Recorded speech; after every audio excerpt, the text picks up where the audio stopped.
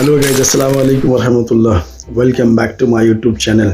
Again this is your friend महबूब। और कैसे हैं आप लोग? उम्मीद है कि आप लोग ठीक ठाक होंगे और बहुत ही अच्छे होंगे। मैं भी अल्हम्दुलिल्लाह ठीक हूँ, बहुत ही अच्छा हूँ और बहुत ही बेटर हूँ। फिर आज मैं एक नई इन्फॉर्मेशन के साथ मैं आपके पास आया हूँ।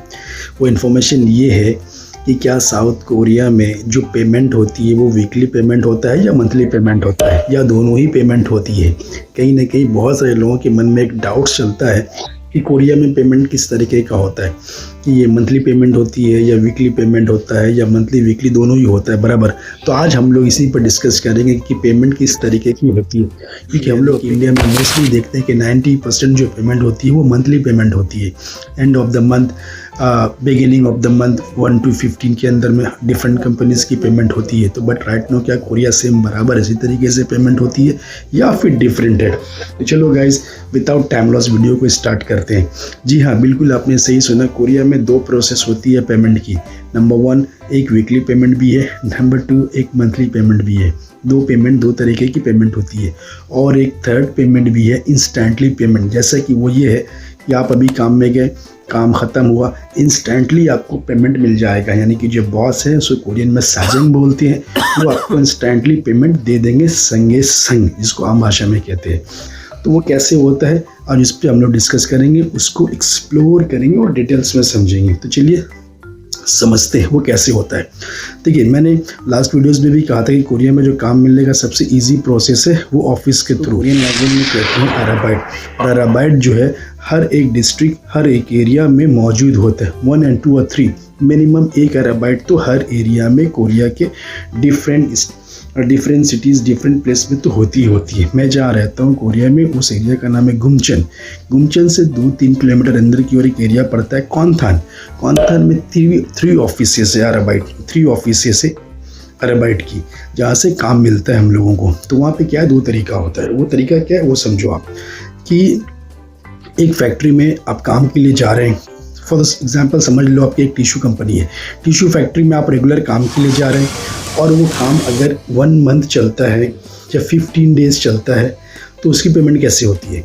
उसकी पेमेंट होती है वीकली। यानी कि ऑफिस जो है एंड ऑफ द वीक आपको वीकली पेमेंट देगी, या तो मंडे या ट्यूसडे या वेडनेसडे, किसी एक दिन भी किसी एक दिन भी वो आपको तय करके वीकली पेमेंट दे देगी आपको। वीकली पेमेंट किस तरीके से होता है कि एक हफ्ते में जितना भी आपने काम किया ना, वो पूरा पेमेंट आपको एक साथ मिल जाएगा और नेक्स्ट वीक जो शुरू हुआ वो आपको 3rd वीक में मिलेगा, इस तरीके से। यानी फॉर एग्जांपल ये समझो कि मंडे टू सैटरडे आपने काम किया, काम फिनिश हो गया, संडे ऑफ है, मंडे से काम शुरू होगा।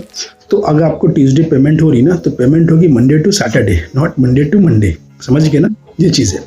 और अगर बहुत सारी कंपनी में क्या होता है ना, कि कंपनी जो फैक्ट्री है ना, वो ऑफिस को कहते हैं कि मुझे एक रेगुलर परमानेंट बंदा चाहिए जो वो रेगुलर काम करेगा यहाँ पे। क्या समझा आपने? फिर से सुनो आप। बहुत सारी कंपनी में क्या होता है, फैक्ट्री में जहाँ पे बंदा की नीड होती है, वो ऑफिस को कहता है कि मुझे एक रेगुलर परमानेंट बंदा चाहिए जो मेरे यहाँ रेगुलर काम करेगा, चाहे वो 6 महीना हो, 2 महीना हो, 4 महीना हो, 1 साल हो, व्हाटएवर जितना भी हो, तो मुझे रेगुलर एक बंदा चाहिए। तो उसका तरीका क्या होता है कि ऑफिस यानी कि अराबाइट वो उसको फैक्ट्री में ले जाकर बात करवा देते हैं कि ये सैलरी होगी आपका। सैलरी कोरिया में मिनिमम 20 लाख वॉन का होता है, ये सैलरी होगी। अगर ओवर टाइम है तो ओवर टाइम का बता देते हैं, अगर ओवर टाइम नहीं है तो वो भी इंस्टेंटली क्लियर कर देते हैं कि ओवर टाइम नहीं है। बट सैलरी कब मिलेगी, मेन क्वेश्चन ये है। तो सैलरी मिलती है वहाँ पे एंड ऑफ द मंथ, मतलब 1 to 30 काम हो गया फिनिश। नेक्स्ट मंथ में 1 to 15, विद इन 1 to 15 के अंदर में आपको सैलरी पेमेंट मिलेगी, वो भी किसी अकाउंट में। तो बहुत सारी कंपनी क्या है ना कि अकाउंट में सैलरी पे करती है और 99% जो है अकाउंट में सैलरी पेमेंट होती है, कि कैश उतना कोई देते भी नहीं है, क्योंकि इसमें टैक्सेस का इश्यूज़ है। अब वहाँ पे एक चीज़ और क्या समझने का है ना, कि अगर आप रेगुलर किसी फैक्ट्री में काम कर रहे हैं तो वहाँ पे क्या होता है कि एग्रीमेंट भी होता है। एग्रीमेंट कैसे कहते हैं उसको, कि एक कंपनी के साथ आपका डीड्स बनता है, एग्रीमेंट होता है कि हम यहाँ रेगुलर काम करेंगे और गवर्नमेंट को टैक्स भी देंगे। हम गवर्नमेंट को कुछ टैक्स भी देंगे। जो भी कंपनी होगी ना, वो कंपनी आपके नाम पर टैक्स जमा करेगी और आपके सैलरी में से जो एग्जैक्ट टैक्सेस का जो अमाउंट होता है वो डिडक्ट कर लेगी आपको सैलरी से। वो बता देते हैं एंड ऑफ द मंथ जब आपको सैलरी मिलेगा ना, तो सैलरी स्लिप मिलती है, पे स्लिप जिसको कहते हैं। तो उस पे स्लिप में ऑलरेडी लिखा हुआ होता है कि इतना आपका टैक्स कटा है, इतना आपका इंश्योरेंस कटा है, इतना आपका जो डिफरेंट टैक्सेस है वो कटी है, और कटने के डिडक्ट होने के बाद जो रेस्ट ऑफ द अमाउंट है वो आपका इतना है, वो क्लियर हो जाता है। तो उसमें सबसे अच्छी बेनिफिट क्या है ना कि अगर आप एग्रीमेंट कर लेते हैं किसी कंपनी के साथ में, तो वो तरीके से क्या है ना कि वो फुल्ली लीगल हो जाता है कि किसी तरह का भी अगर फैक्ट्री में इमिग्रेशन का रेट होता है या इमिग्रेशन आ जाती है for the checking illegal workers को, तो आपको कोई टेंशन नहीं है, आपको कोई ज़र्रा बराबर भी कोई टेंशन की बात नहीं है। क्योंकि वो अगर वो आएंगे आपसे सीधा कहेंगे gentleman show me your ID, आप अपना आईडी दिखाओ, अपना आईडी निकालना दिखा देना ये, वो फ़ौरन चेक कर लेंगे कि आपका एग्रीमेंट है कि नहीं।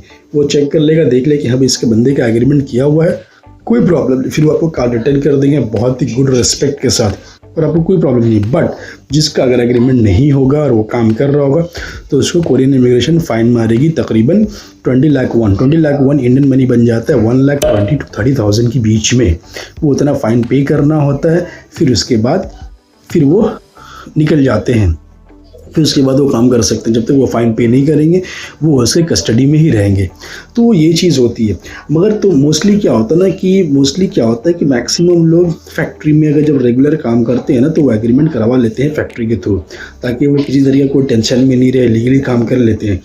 और बहुत सारे लोग ऐसे भी हैं जो वीकली पेमेंट में काम करते हैं, अरबाइट के थ्रू में जो वीकली पेमेंट मिलता है। तो उसमें क्या है कि थोड़ा पैसा ज़्यादा तो मिलता है, बट वहाँ पे रिस्क भी ज़्यादा है। लाइक अ ट्रेडिंग कि जहाँ पे ज़्यादा मार्जिन होगी तो वहाँ पे रिस्क भी ज़्यादा होगा। सेम लाइक दैट यहाँ पे भी वही मामला है कि वीकली पेमेंट हो रही है, डेली आपको रेगुलर डिफरेंट वर्क मिल रहा है, पेमेंट थोड़ी ज़्यादा मिल रही है, बट रिस्क भी वैसे ही बराबर है। अगर इनकेस इमिग्रेशन आपको पकड़ लेती है काम करते हुए और अगर आपका एग्रीमेंट नहीं होता है, then you will get a 20 lakh one fine. तो आपको 20 लाख वन फाइन लगेगा, जो इंडियन मनी 1,20,000 to 30,000 बिटवीन पड़ती है अकॉर्डिंग टू रेट जो फ्लक्चुएट होता है उसके हिसाब से। तो यही इन्फॉर्मेशन है। बट तो मेरा जो एडवाइस है, जो एक्सपीरियंस है 26 मंथ्स की, उसमें बेटर यही है कि आप किसी फैक्ट्री में एग्रीमेंट कर लीजिए, आराम से विदाउट टेंशन काम कीजिए। एग्रीमेंट की जो चार्जेस होती है कोरियन इमिग्रेशन वो आपसे लेती है 1,20,000 वन, 1,20,000 वन, जो 7,500 के आसपास बैठता है। तो आप करके टेंशन फ्री रहिए, काम कीजिए, किसी तरह कोई लफड़ा नहीं, कोई टेंशन नहीं। बट बहुत सारे लोग वीकली पेमेंट भी लेते हैं, बहुत सारे लोग सैलरी पेमेंट भी लेते हैं, और जिसको लैंग्वेज अच्छी आती है, थोड़ा एवरेज लैंग्वेज भी आती हो तो कोई दिक्कत नहीं है, और बातचीत अच्छा कर लेते हैं, तो उनको instantly day to day payment हो जाता है। यानी कि आज वो काम कर है, सेम डे उसको पेमेंट भी मिल जाता है, जो अच्छा काम में एक्सपर्ट होता है। तो there is a lots of different works in the Korea में काम बहुत है, डिफरेंट टाइप्स ऑफ काम है, डिफरेंट टाइप्स ऑफ वर्क है, डिफरेंट अर्निंग है। अर्निंग का कोई लिमिटेशन नहीं है, अनलिमिटेशन है अर्निंग का। जितना आप स्किल सीखेंगे उतना ज़्यादा अर्न होगी कोरिया में। तो अगर आपको ये इन्फॉर्मेशन इन्फॉर्मेटिव लगती हो तो मेरे चैनल्स को लाइक कीजिए, सब्सक्राइब कीजिए, शेयर कीजिए, और मैं बहुत जल्द मिलता हूँ आपसे एक नई इन्फॉर्मेशन के साथ। जब तक अपना खुद का ख्याल रखिए। अल्लाह हाफिज़।